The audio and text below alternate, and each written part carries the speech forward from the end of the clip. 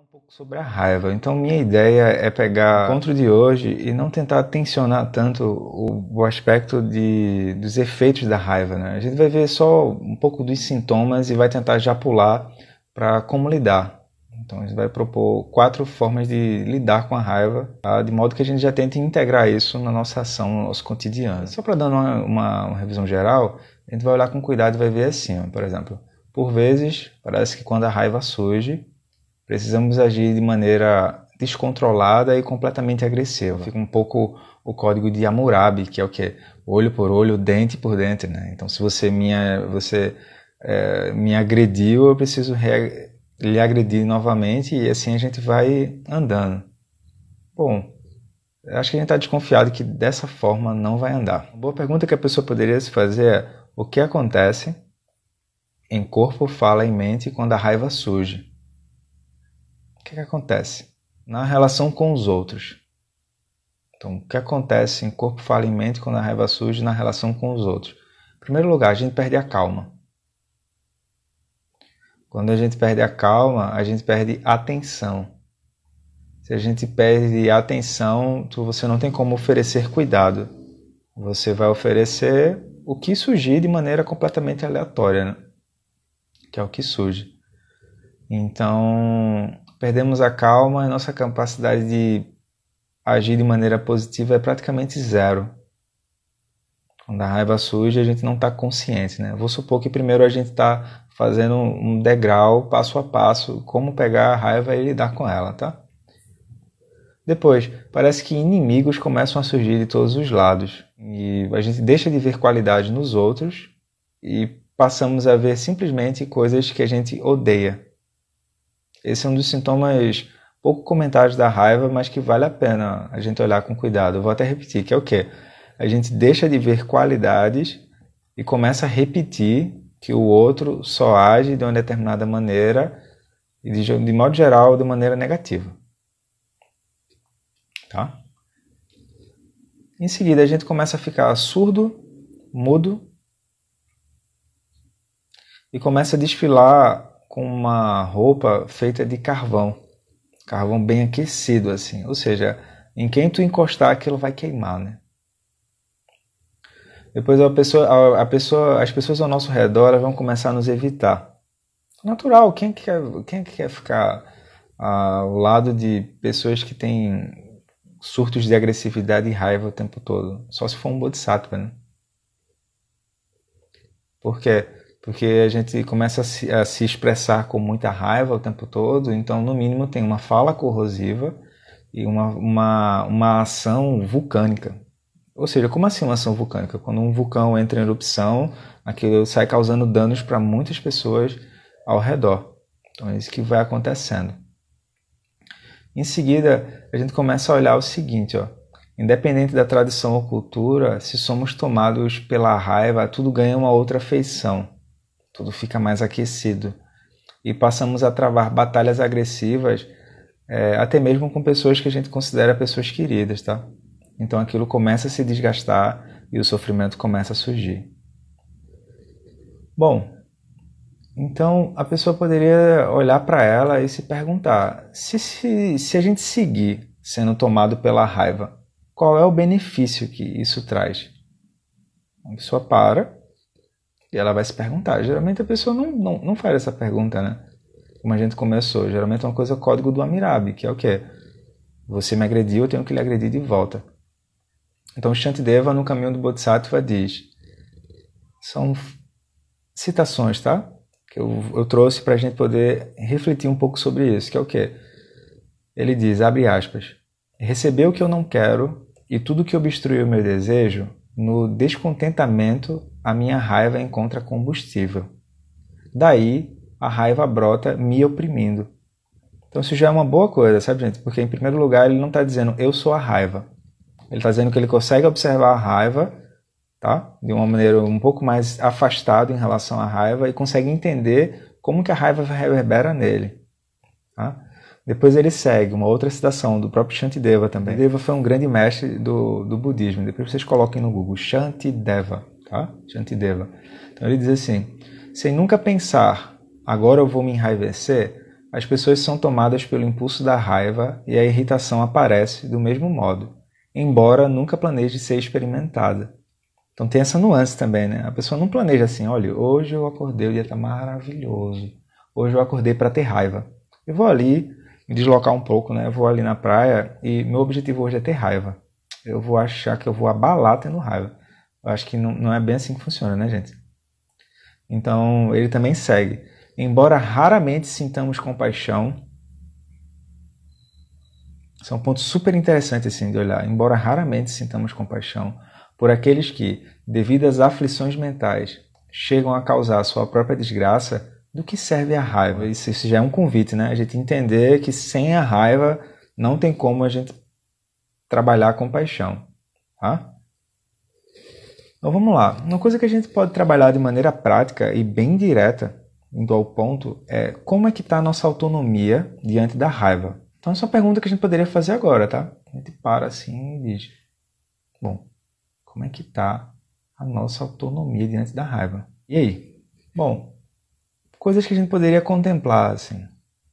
Contemplar é, escuta agora, depois pega a live de novo, escuta de novo e vê como é que isso reverbera em ti e nas pessoas ao redor, né? Nada aqui precisa ser aceito, precisa ser contemplado. Então, em primeiro lugar, a pessoa que age com raiva, tá?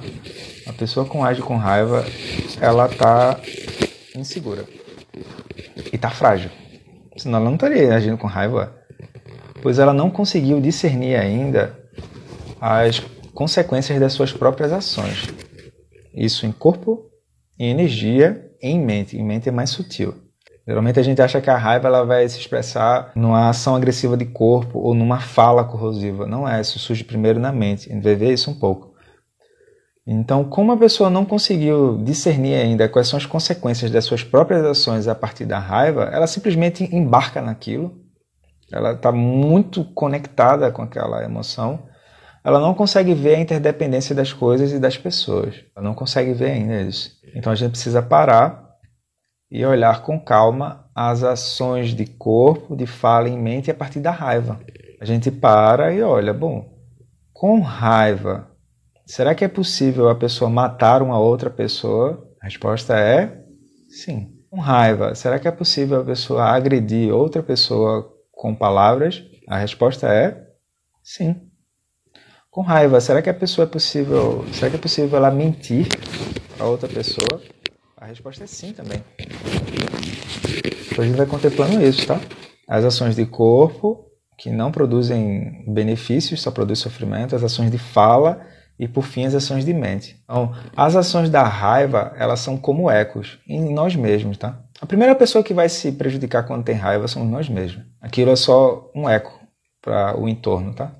É como se na nossa cabeça tivesse alguém gritando o tempo todo, tá? Então, ainda que tenhamos um certo nível de controle, algumas pessoas têm essa habilidade, né, de ter um certo nível de controle diante da raiva. Esse controle, ele alcança algumas situações e outras não. A gente vai olhar para isso agora.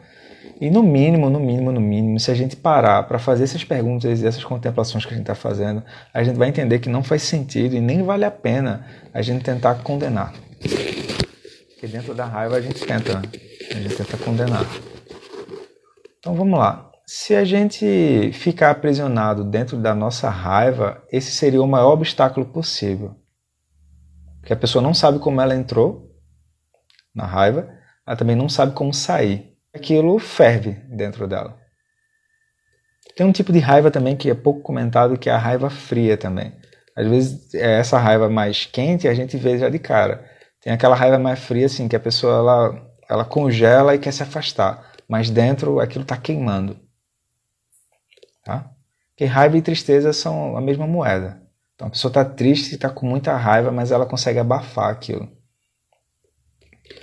Então, se a gente olhar com cuidado, o que é que a raiva traz como benefício? Ela traz muito esforço e pouco resultado. Então, se a gente olhar com cautela, as situações que alavancam conflitos, muitas situações que servem para alavancar conflitos têm como base a raiva. Tá? Então, quem tem um pouquinho mais de lucidez acaba rescindindo menos diante dessas situações que podem levar a conflitos. Tá? O modo usual, quando alguém recebe também a ação da raiva, é o quê?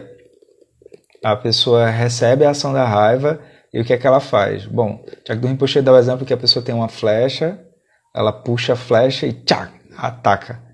Aí a flecha bateu. Ao invés da pessoa tentar olhar como que aquela flecha bateu e tentar evitar que aquela flecha atinja ela novamente, ela põe a flecha no lugar onde está e ela diz assim, tá vendo? Ele me magoou tanto, ou ela me magoou tanto, eu não acredito que isso está acontecendo. Gente, olha o quanto de sofrimento a gente está produzindo com isso, entende? Aí se a gente olhar com cuidado, o que é que vai acontecer? A gente precisa ser um pouco honesto e aberto também. A gente vai precisar olhar e assumir assim, tipo, olha, de fato, nessa situação A, B ou C, eu fico com raiva mesmo. E às vezes dá até vontade de ir para cima da outra pessoa, dá vontade de agredir mesmo com palavras, dá vontade de tentar matar mesmo a outra pessoa. A pessoa assistiu a trilogia do Charles Bronson, né? Desejo de Matar. Quando ela se põe nesse lugar, ao invés dela sair por aí julgando quem tem raiva ou quem não tem raiva, como se ela fosse alguma coisa muito especial, mas ela não é nada de especial. Ela é tão medíocre como todo mundo é medíocre. Medíocre é assim, ela tem virtudes que não são delas, virtude é virtude, e ela tem obstáculos a serem trabalhados. Ela não é especial, entende? Ela é comum como qualquer outra pessoa. Simples. Tá? Então, quando ela está fazendo isso, ela para e ela diz, preciso olhar para a raiva. Isso não está me levando a lugar nenhum. Por isso não estar me levando a lugar nenhum, ela agora pode tentar fazer e está aberta a tentar fazer diferente. Então a pessoa precisa reconhecer isso em primeiro lugar. Não é um martírio, sabe, gente? Não é uma coisa assim, eu sou alguém que tenho muita raiva, eu mereço ir para o inferno, por favor, me perdoe. Não é isso, não é isso. A pessoa precisa parar assim e dizer, sim. Sabe aquele momento que a gente está na frente do espelho assim, escovando os dentes e dizer, sim, nesse momento eu tive raiva mesmo. E como é que eu faço para andar diferente? Como é que eu faço para andar com uma melhor versão de mim mesmo, né? Nas próximas vezes. Porque eu não sei mais ou menos quando que isso vai acontecer de novo ou não. Se a gente já entendeu assim, a raiva não manda SMS dizendo amanhã, 18 de fevereiro, às 14 horas, eu irei aparecer. Por favor, confirme presença. A raiva não faz isso, né? Ela simplesmente aparece. Bom, se o outro que está com raiva não está indo muito longe e eu também, quando fico com raiva, não estou indo muito longe, por que é que eu sigo fazendo a mesma coisa? Essa é uma boa pergunta que a pessoa poderia fazer. Então a pessoa se dá conta de que é assim, ó, a raiva ela aparece, mas geralmente a maneira como a gente lida com a raiva é baseada em aversão e agressividade. Porque tem tem o outro lado da moeda que é o apego, que a gente não está vendo. Tá? E se a gente também quiser associar a raiva com a tristeza também, que a tristeza seria a decepção, né? Você está muito decepcionado com aquilo e você quer externalizar aquilo que você talvez não está tendo um discernimento maior sobre o que é que a situação está trazendo. Daí a boa notícia é o seguinte, ó. Existe uma maneira usual de lidar com a raiva, que a gente vai falar aqui um pouco, que é tentar controlar aquilo, e existem outras 4 maneiras que são pouco comentadas. Tá? Então vamos lá. A pessoa começa a se dar conta do seguinte, a compreensão que ela tem intelectual sobre como lidar com a raiva, aquilo é um pouco artificial. Aquilo não consegue ajudar nas diversas situações da vida real. Quando eu chamo situações da vida real, é que assim, às vezes a gente quer um livro para como lidar com alguma coisa. Às vezes a gente quer um curso para como lidar com alguma coisa. E tudo que a gente está tentando dizer aqui você precisa parar, olhar para a sua vida e ver para onde é que você está caminhando. Com tudo isso que você já está fazendo. É só isso. Ó. Porque às vezes não dá tempo de você pegar assim, eita, como é mesmo que aquele trecho daquele livro dizia? A raiva surge. E quando a raiva surge, como a gente já falou, a primeira pessoa que vai se machucar é você mesmo. Tá? Então a primeira forma, que é o que todo mundo conhece, é tentar controlar. Então a gente já deveria estar desconfiado Principalmente em tempos de pandemia, a gente não tem controle de nada. A gente não tem controle de nada, de nada, de nada. A gente deveria estar desconfiado disso, galera. Por quê? Parece que tem alguma coisa que acontece fora, aí a raiva vai surgir. Quando a raiva vai surgir, aí eu agora construo uma represa ao meu redor e eu evito que essa raiva exploda. Muito bom. Isso é ótimo, porque você agora tem consciência que se essas ações promovidas pela raiva, elas ganharem audiência e elas pipocarem, isso vai trazer sofrimento para você e para a pessoa que está ao redor. Ótimo. Perfeito. Porém, o que é que começa a surgir? A pessoa começa a elaborar e fazer o seguinte. Nessa situação A, B, C, D, eu vou fazer A, B, C, D, E, E, F. Aí ela começa a impor regras na vida dela. O problema é que essas regras, elas me auxiliam para algumas situações e para outras não. Além do mais, quando eu começo a usar regra, eu começo a usar um processo de disciplina e controle. Quando eu começo a usar um processo de disciplina ou controle, eu vou criar o gerente desse processo. E o gerente desse processo vai querer seguir controlando as coisas. Quando a bolha estourar, aí o que vai acontecer? Esse gerente do processo de disciplina, ele vai entrar em colapso.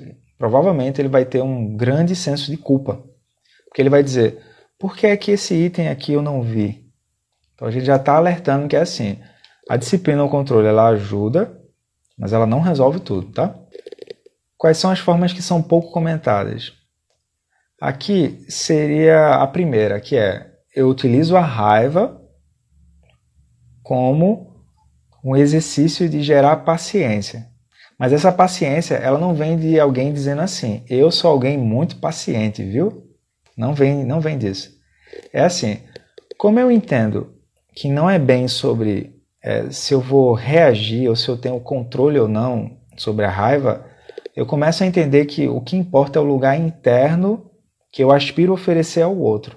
Eu agora parei e comecei a contemplar. Como é que é esse corpo da raiva? Como é que é essa energia da raiva? Como é que é essa fala da raiva? Eu vejo que aquilo não vai para lugar nenhum, né? Começa no mínimo a perceber que a pessoa sofre com aquilo ali. Então o que acontece? A pessoa começa a perguntar assim, qual é o lugar interno que eu espero oferecer para o outro? Como assim esse lugar interno? É mais ou menos assim, ó. Para uma mãe nascer, ou um pai nascer, não precisa ser uma mãe ou um pai biológico. Tu precisa ter o olhar daquilo. Então tem que ter um olhar interno. Quando tu abre esse olho interno, aí tu oferece as qualidades daquilo. Então, qualidade de pai e qualidade de mãe não são de alguém, são qualidades. Tá? Então, a pessoa começa a contemplar a impermanência também. Então, ela começa a olhar com cuidado, ou seja, a raiva surge por um tempo, se manifesta por um tempo e depois cessa. Seria bom que ela tivesse contemplado isso. Na hora da ação, ela não tem dublê. É bom lembrar disso, né? Na hora da ação, ela não tem dublê. Então seria bom ela começar a treinar isso. Quando ela começa a olhar a impermanência como aliada, ela vê o seguinte, o que a gente tem de mais valioso é o tempo. Não importa o número de bens, os desejos e por aí vai. O que a gente tem de mais valioso é o tempo. Então isso pode parecer óbvio. É óbvio. Né? O que a gente tem de mais valioso é o tempo. Pois é. Mas o óbvio também está precisando ser lembrado. Por uma questão de bom senso. A gente está muito agitado. Então se o que a pessoa tem de mais precioso é o tempo, qual é o sentido de ficar de picuinha na raiva para lá e para cá num jogo de ping-pong para querer mostrar quem está certo ou quem está errado, quem é vítima, quem é culpado e por aí vai, entende? Ou seja, então é natural que surja a sensação de querer olhar de outra forma. O que acontece, pessoal? A gente perde muito tempo dentro da raiva. A gente investe muito tempo dentro da raiva e perde muito tempo ali dentro. Então é um investimento furado, entende? Um empreendimento que não vale a pena investir. Por exemplo, a pessoa ela para e ela vai dizer, diante da mudança natural da vida, a gente teve uma mudança forçada, né, com a pandemia, assim. Mas qual é a mudança natural da vida? A mudança natural da vida é a morte, né? Como é que eu poderia olhar para essas situações que eu estou desejando muito que seja de um certo jeito e que não seja de um outro jeito? Como é que eu posso olhar e ver assim, olha, todo mundo busca felicidade e deseja escapar ao sofrimento. Então qual é a tua história mesmo? Ah, a tua história é a história dentro da raiva. Peraí, deixa eu ver se eu também... Eita, se eu tivesse no mesmo lugar que tu tá fazendo, eu faria a mesma coisa. Eu estaria agindo do mesmo lugar. Porque é raiva, entende? Raiva não tem CPF e CNPJ na nota. Hein? É raiva. Raiva aparece. Então a pessoa olha assim e diz, bom, uma vez que eu entendo as consequências da raiva, eu, no mínimo, evito trazer sofrimento. No mínimo.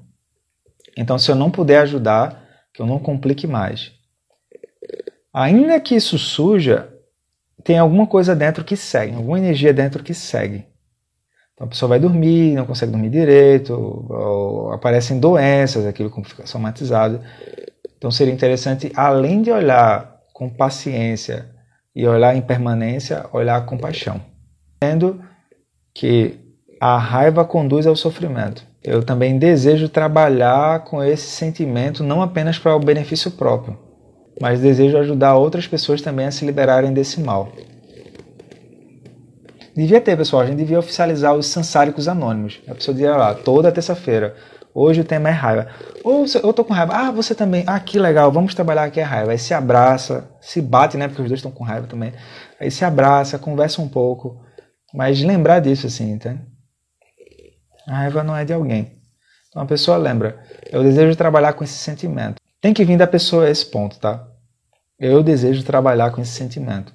Não adianta alguém forçar. Não apenas para mim, para o meu benefício, mas para ajudar outras pessoas também a se liberarem desse mal. Se a gente perguntar aqui, pessoal, vamos fazer uma enquete aqui, Vox Populi, pesquisa para o meu doutorado. Alguém tem raiva? Todo mundo vai levantar a mão. Alguém já sentiu raiva? Alguém está sentindo raiva? Alguém acha que vai sentir raiva em algum momento? É isso, entende? Então, nesse sentido, a raiva pode ser um bom alerta. Como assim, Roberto? A raiva pode ser um bom alerta? Eu não entendi, não. A gente está vendo até agora que a raiva não leva a lugar nenhum, danado. Como é que a raiva pode ser um bom alerta? É que é o seguinte, a raiva começa a nos impulsionar a gente a abrir um pouco mais os olhos, a gente a procurar uma saída para esse círculo vicioso. Porque a pessoa ela precisa chegar à seguinte conclusão. Ok, ponto, eu entendo. Mas por que eu acabo fazendo de novo? Por que é que isso me machuca e machuca pessoas que são próximas? Eu não quero machucar as pessoas que são próximas. Então daí a gente entende que tem a compaixão, que é esse desejo de produzir bem-estar e aliviar o sofrimento dos seres, e também a gente entende que tem a grande compaixão. Ou seja, o que é a grande compaixão? A gente entende as causas que produzem aquela emoção perturbadora, aquela raiva. Aí isso vai estar descrito pelo Buda na Roda da Vida, tá? Nos ensinamentos dos 6 reinos e nos 3 venenos da mente e os 12 elos, tá? Então, eu entendo que uma vez que a compaixão também está presente, se minha mente se distrai, ela é um alvo fácil para se tornar refém da raiva. Então agora a gente inverteu. Começo a entender a compaixão, começo a praticar a compaixão. Aí eu entendo que ainda que eu tenha praticando a compaixão, eu preciso também voltar a entender a essência mais profunda da raiva. Então eu sigo treinando. Quando eu começar a seguir treinando, a pessoa vai sentir a necessidade de querer estabilizar. Ela vai dizer o quê? Eu não quero mais seguir com essa mente caótica, que me leva de um lado para o outro e me arrasta de um lado para o outro, que me faz ter raiva sem me avisar. Se pelo menos ela me avisasse, né? Mas ela não avisa. Então a pessoa pode tentar fazer a prática de meditação. Ou seja, na meditação a pessoa começa a entender a capacidade de dirigir a própria mente. Isso já é maravilhoso, né? Acalmar a mente seria o quê? Seria como tentar pisar um pouco na embreagem do carro que está em alta velocidade e tentar entender como que esse processo surge desde o momento que a gente acionou a chave, tá? Então, o que acontece? Começamos a ter essa mente mais calma e dentro dessa mente mais calma a gente começa a gerar um afastamento da raiva e começa a ter discernimento sobre esse processo. Não é indiferença, tá? É discernimento. Então, quando eu começo a desenvolver discernimento, eu começo a entender esse processo dinâmico que eu estou chamando de raiva. Eu estou chamando de raiva. Existem outras formas de olhar para esse processo que eu estou chamando de raiva, tá? É isso que a gente está tentando trazer. Então, a gente está vendo, viu controle, viu o exercício da paciência, o exercício da impermanência também, o exercício da compaixão, agora o exercício da meditação. Ou seja, várias formas de se olhar para a raiva, tá? Então, a raiva pela raiva, ela não é tão bem o que parece. Sobre esse tema do processo da raiva, geralmente a gente quer entrar nisso e a gente quer entrar como uma coisa de um resultado mágico. E a gente quer um atalho para lidar logo com aquilo.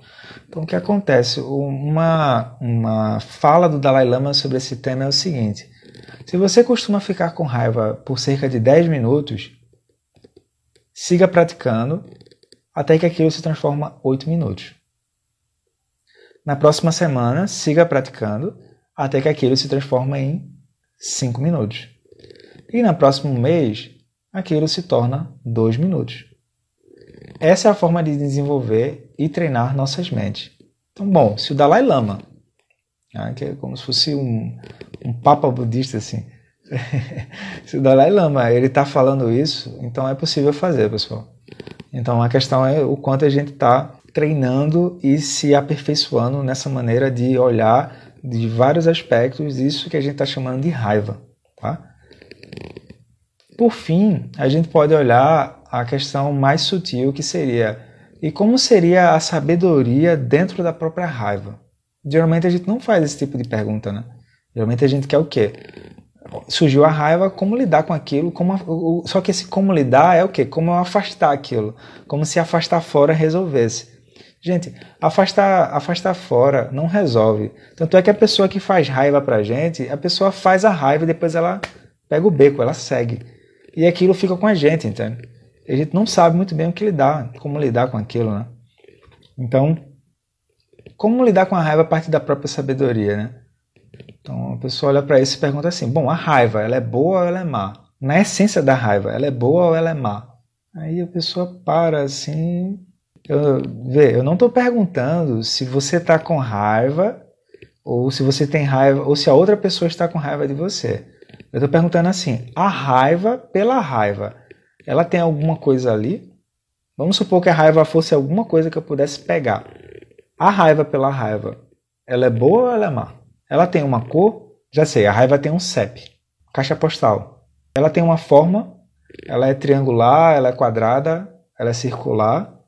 E ela tem um cheiro, a raiva tem um cheiro. A raiva, ela é permanente. Poderia se perguntar: a raiva, ela é permanente?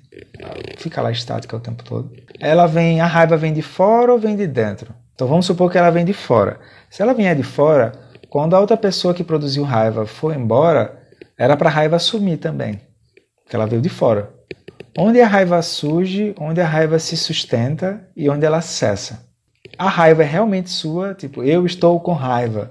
A raiva é realmente sua. Por exemplo, a pessoa, ela está com Covid, assim, ela vai dizer: eu estou com Covid. A gente vai dizer que a pessoa, ela é a Covid, assim. Aí, quando estiver com raiva, se possível, se for possível, se der tempo, experimente se perguntar o seguinte: eu inspiro e expiro. E enquanto eu inspiro e expiro, onde a raiva se encontra? Então, o que acontece? Na medida que a gente vai treinando e vai aprendendo a ampliar a mente, vai aprendendo a reconhecer, essa mente mais aberta, eu começo a perceber que, além de operar a mente a partir da raiva e das outras emoções e assim por diante, existem as 5 sabedorias, por exemplo. Então, sabedoria do espelho, sabedoria da igualdade, sabedoria discriminativa, sabedoria da causalidade, sabedoria da dharmata. E dentro delas tem as outras qualidades, né? Compaixão, amor, alegria, equanimidade, generosidade e assim por diante, tá?